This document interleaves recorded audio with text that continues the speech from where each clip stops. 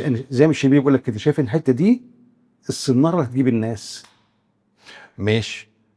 انا شايفها كده أيوة. وعايز اعملها كده، وشايف ان دي بقى اللي هي الايه الشو كله. ماشي. دي اللي هي الفقره الاساسيه في الحفل. فانت جيت بتقول لي كلمه عنك يا اخي. لا ما عم هو كريم، انا بس الفكره كلها ان الريسك يبقى اللي انت محطوط بتقوله صح. منطقي. لا بس لا انا مش عشان معترض. ما انا ما قاوحتش يعني. لا يا حبيبي لا والله ما انا فاهم. لا انا بتكلم بجد والله، ما قاوحتش. ايوه. يعني لا، هو انت اللي بتقوله ده ما انا اقتنعت بيه على طول.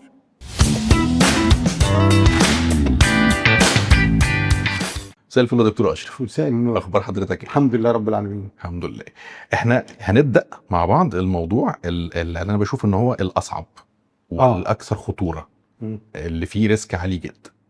والريسك هنا اقصد بيه انه موضوع محتاج انه لما يتسمع ويتشاف، يتسمع ويتشاف على بعضه بتفاصيله. ما ينفعش انك تزقه، ما ينفعش ناخد جملة ونكتفي بيها وممكن تأثر علينا في الحياة ونبني عليها مواقف او اراء او كده. لا، هي حاجة يعني موضوع على بعضه كبير ودسم وخطر، محتاج ناخده من اول دقيقة لاخر دقيقة. حتى احنا شخصيا واحنا بنتكلم مع بعض كده واحنا في الشغالين هنحافظ قوي على كل كلمة وكل لفظ هنقوله، علشان نتحرى الدقة انه لما توصل الرسالة دي توصل بشكل آمن. طيب انا بتمنى كمان بقى من الناس اللي هتسمعنا ان شاء الله او هتشوفنا ان هم يتفاعلوا معانا بتعليقاتهم، علشان حتى لو احنا تجاوزنا في حته او ما وضحناهاش صح، او هم فهموها بشكل مختلف، نقدر نتدارك ده في الحلقات اللي بعد كده. ده مهم جدا، واحنا هم يسقطوا برضه ايقاعا او حركتنا. بالظبط. ده مهم جدا، احنا لازم ننوه عن ده، انه شاركونا يا جماعه ال الاستفسارات والاسئله، ووجهونا علشان وحتى لو في اعتراض كمان، ولو في اعتراض كمان، ولو في انتقاد كمان نقول ده، واحنا نراجع ده ونشوف ايه المحتوى الدقيق السليم الامن اللي نقدر نوصله. لان هو اصل الموضوع اللي احنا بنتكلم فيه ده اللي هو موضوع الخيانه الزواجيه او الخيانه الحميميه، اللي بتحصل للناس المتجوزين او الناس اللي هم لسه في علاقه عاطفيه. بيبقى واحد فيهم بيخترق اللي هو ميثاق الثقه والالتزام بتاع العلاقه، فلما ده بيحصل بيروح كاسر الثقه وكسر قاعده الامان، ويحصل ارتباك ضخم جدا في الحياه، ويحصل صراع، وغالبا ممكن بتنتهي بالانفصال. وفي كلمه كده كنت قريتها ان في حد كان كاتب ان هو الحياه بعد الخيانه، بالذات بالنسبه للشخص اللي هو اتخان، مش ترجع زي الاول. خلاص الاول ده راح، فاللي بعديها يا اما احسن يا اما اسوأ. وواحد تاني كان كاتب ان هي تسونامي العلاقات الانسانيه، بتدغدغ كل حاجه. فعشان كده الموضوع ده بيبقى صعب وتقيل، ومش عايزين برضو الناس تبقى مخضوضه مننا. هو من ناحيه هو يخض، فاحنا هنحاول ان احنا نطلع الحاجه فعلا امنه زي ما انا قلت كده، وتوصل للناس بشكل امن من غير ما نهولها ومن غير ما نقلل من قدرها. بس هي تخض، انا شخصيا تخض. هي تخض، بس برضو زي ما قلنا في حكايه العلاقات الزواجيه ومشاكلها، هن لا حلول. صح. حتى الشخص اللي اتخان واللي حياته دي ده حتى كان في حد كان بيقول ان هو المخ بيختلف، بيحصل فيه تغيرات، وهنتكلم فيها عن تغيرات بتحصل في المخ والمناطق بتاعته والتفاعلات اللي بتحصل. فالمخ نفسه بيختلف، عضويا بنختلف بالظبط، فبالتالي استقبالنا للحياه كلها على بعضها بيختلف بعد كده. ده حقيقي. وعشان نصلح ده بقى، ممكن على فكره من التجربه دي كلها تطلع شخص رائع. ما انا عايز اقول هنا بقى انه علشان برضو ما ننسقش في الحته بتاعت انه انت هتطلع شخص رائع فيبقى الحته فيها كأن احنا بنرومانتيسايز القصه. لا، انت هتطلع شخص رائع فعلا من خلال طرق واضحه، من ضمنها العلاج الزواجي او العلاج النفسي الزواجي او البرامج الخاصه بعلاج ما بعد الخيانه. وممكن يبقى في سكك تانية زي انه يبقى في علاقات انسانيه حواليا لا هو حكيمه. مش علاج، ده هو مش علاج الزواجي قد ما هو هيبقى فيه برنامج للتعافي من الخيانه، تمام اللي هو اللي اتخان، موجه اساسا اللي اتخان. مم. ولو اللي اتخان ده عايز يكمل مم. في برنامج بقى ازاي نرجع تاني نرجع الحاجات كلها. اوكي. بس هو عشان يتعافى هيحصل حاجه اسمها تفعيل لكل امكانيات ربنا مديها له، بالظبط. وصحصحها تاني ويستغلها تاني. عشان كده بقول لك ان هو هيطلع نسخه احسن، اوكي. لانه هيبتدي يدور على كل نقاط قوته ويستخدمها في الخروج من المأزق ده. هو محتاج كده بشكل منهجي بالظبط كده، مترتب. زي بالظبط كده. انا طول ما انا بقرا في الحاجات دي مم. وادور فيها، بفتكر الدول اللي بتخش حروب وتتهزم فيها، مم.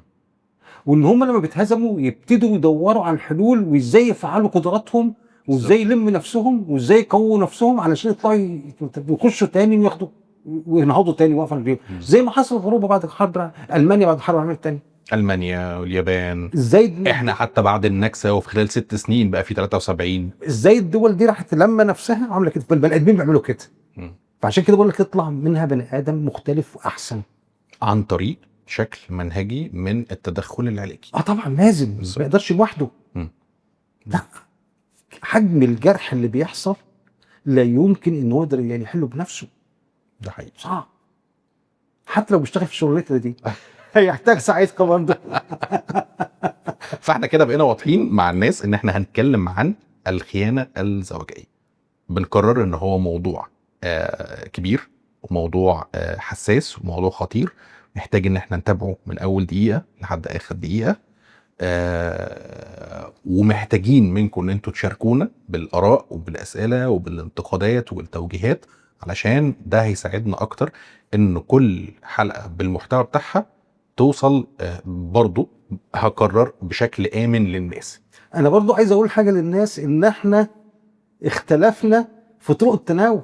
طب وكل واحد فينا كان عنده تخوفات، والدكتور كريم كان عنده تخوفات من طريقه تناولي في حاجات، وانا اقتنعت بوجهه نظره وغيرنا حاجات بعد حتى ما كنا انا يعني راسي على صيغه معينه هتكلم بيها او اقول بيها. لما قعدنا اتناقشنا مع بعض، لا هو قال لي لا. ومع فريق العمل بالظبط كده، الاستاذ محمود والاستاذ محمد. لا استاذه معين نسيتها. استاذ معين يا راجل. ودكتور هند بالمره.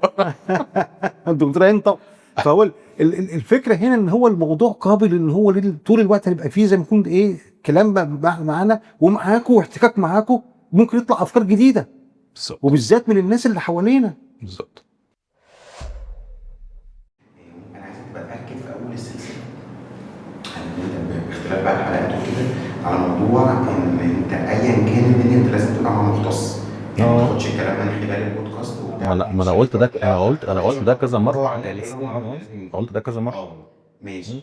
وهيتكتب كمان، لا يعني غير كده هيتكتب. انا قلت بوضوح ده الموضوع، بس انا قلت لو حد فينا حصل له كده هيلجأ لحد يساعده. بالظبط. هنا بس فكرة الأمل لما بيبقى كتير قوي كده، هو برضو مش بيسهل الدنيا.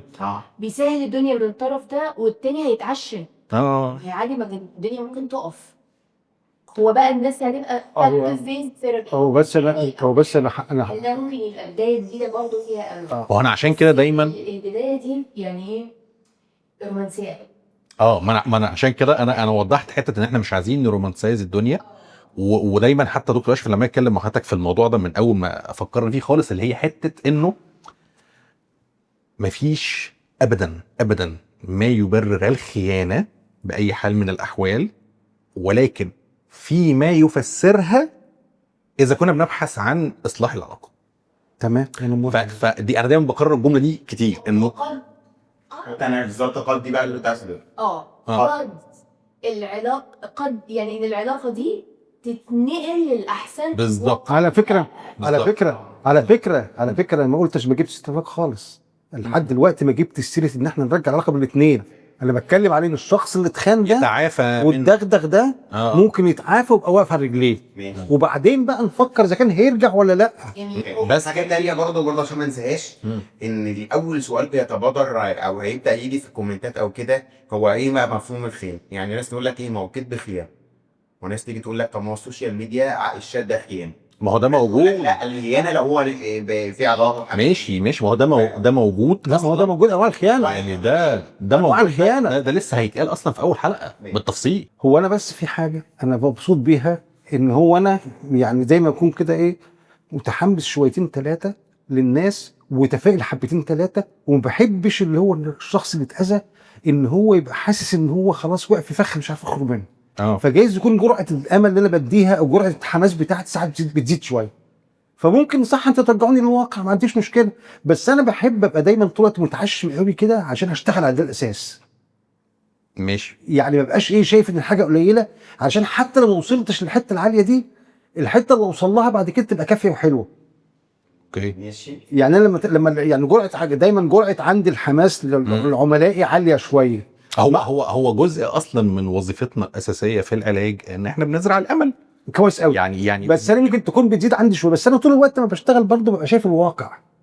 بشتغل على اساسه، لكن ببقى حابب ان يبقى جوايا احساس ان انا لا ممكن اقلب الدنيا بشكل مختلف، حتى لو ده ما حصلش انا ما بيحصلش احباط في ده، لكن ببقى زي ما اكون حابب ان انا ايه اخد اكبر قدر ممكن، ما بقاش بشتغل على حدود الدنيا فاقع تحتيها، لا انا عايز ابقى طمعان في حاجه كبيره، فحتى لو ما وصلتلهاش ابقى وصلت لحته كويسه برضه. كأن احنا مثلا لو هنقسمها انه انا عندي في مرحله بتاعه العلاج والتعافي للي تم الخيانه في حقه، وفي كمان مرحله للعلاج والتعافي للي قام بفعل الخيانه لو هو مدرك وعنده البصيره انه محتاج، ولو التاني عايز يرجع، وبالتالي ولو التاني موافق يرجع بالظبط، بالتالي يبقى في المرحله الاخيره اللي هي طب العلاقه بقى نفسها تتعافى وتتعالج. بالظبط كده. ده بقى برضه الجزء اللي كريم بيقوله ده كنت عايز اضيف، ان انت تفرق ما بين انت بتشتغل مع العميل مثلا اللي هو فين بصرف النظر عن الرقم كمان، ما ده لازم اشتغل معاه في الاول. انت بتطمن العميل بتاعك بصرف النظر بقى ان ده اصلا هيصب في العلاقه ولا لا، هيصب في الشخص اللي معاك. دي مرحله اولانيه، اما يقف على رجله يبقى نفكر بعد كده في تكمله العلاقه ولا لا. بالظبط. يعني هو وقت لما يقف على رجله يبقى السليم والصحي ان هو ما يكملش، وطبعا ده اختياره بقى، خصوصا لو الطرف التاني ده اختياره، ده اختياره بقى. بالظبط، خصوصا لو الطرف التاني ما لسه ما وصلش لمرحله انه يبقى مدرك او مش عارف، حتى لو عايز.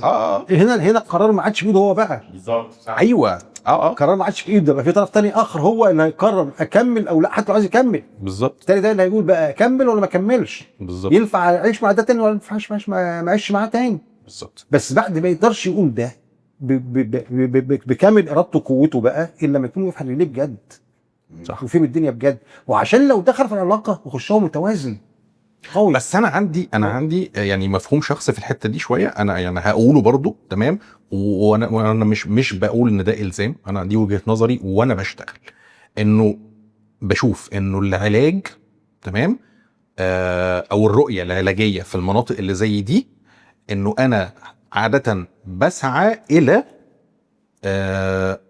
اصلاح العلاقه، ده رقم واحد عندي. تمام، بذلت المجهود ولم نوفق، فهنشوف ازاي العلاقه دي تنتهي بشكل صحي وسليم. انا هنا مش بلغي الخطأ اللي احنا قلنا، اتفقنا ان الخطوه الاولانيه انه الشخص انا اقول لك بقى انا الهدف الاساسي الراجل اللي اتخان ده او اللي عند الشخص اللي اتخان ده او الانسان اللي يتعافى ويقف على رجله، سواء ان هو راجل او ست، يقف على رجله، صح، ويستعيد حياته. بالظبط. ويستعيد غرضه في الحياه. بالظبط. وتطور. بالظبط. وخليه كمان على في موقف احسن من ذي قابل. بالظبط. وبعد كده هو بقى اللي هيقول لي ساعتها انا عايز اكمل، لا، فلو اختار عناله يبقى ندور ساعتها ازاي نكمل. مش لكن لو رفض او حقه طبعا ما اقدرش اقول لا، طبعا حقه وكل حاجه. بس اقصد اقول انه المفهومي انا الشخصي، رايي انا، انه احنا بنحاول نسعى الى اصلاح الشيء القائم بالفعل. كويس جدا. بس على فكره بقى عشان كده برضه كنت بفكر ان هو فكره برنامج اللي هو العلاج التعافي من الخيانه ده يكون تيم، ما يكونش واحد. علشان الفرق في اللي احنا بنتكلم فيه ده يبقى كل واحد فينا واخد حته وقادر يقوم بيها، والتاني يساعده ويسنده، ما يبقاش واحد بس هو اللي بيبقى شايف الامور من هو ده كبرنامج محتاج تيم فعلا، يعني برنامج عشان نشتغل فيه، برنامج علاجي يعني انت محتاج تيم. يا مسهل. انا متحمس قوي للموضوع ده.